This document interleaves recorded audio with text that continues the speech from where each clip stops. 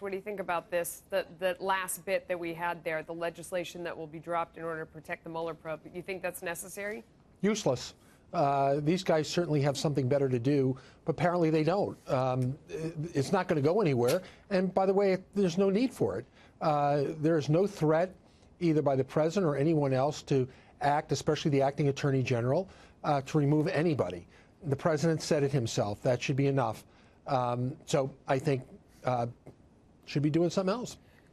Do you think that too much is being made of that op-ed that Whitaker wrote, or do you think that it's fair to, say that his opinion is out there against the Mueller probe and that, maybe or ways to undermine it, and that compromises him?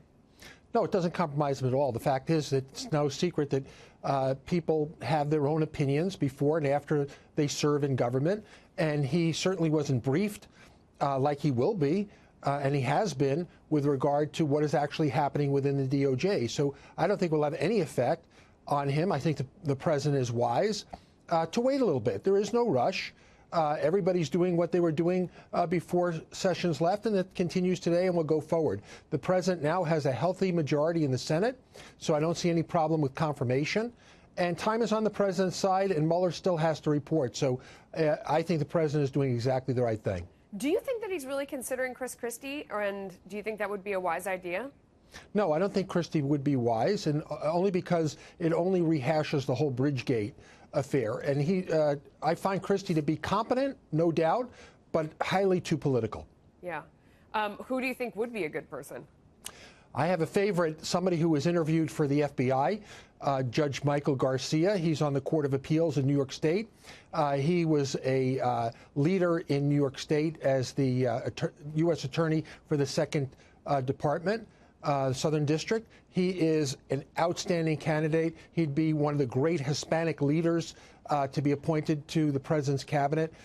So I'm a big fan of Judge Garcia from New York. There is a lot of sympathy for Jeff Sessions because he left what was a safe seat. He was an early, supporter of the president, and obviously things ended really badly.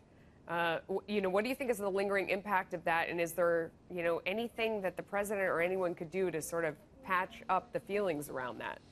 Look, I think Senator Sessions served his country well as a senator, as well as an attorney general. He should be thanked. And he has, I think, the appreciation of a great many Americans, regardless of party affiliation.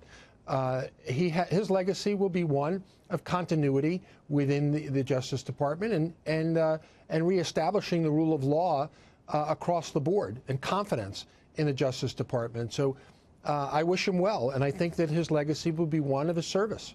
Do you think there's a non-controversial person that could go in and take over for Sessions, or is it going to be like it is with Whitaker, where one side or the other is going to instantly find fault with whomever it is that tries to go in and take over this job?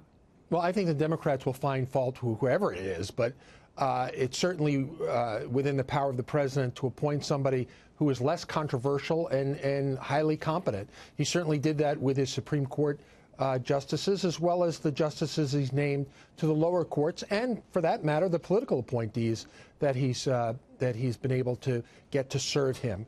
So I would like to see somebody like Judge Garcia, because Judge Garcia is one who is steeped in the law. He's got an excellent reputation. That's the type of person the president hopefully is looking for. Brad Blakeman, thank you.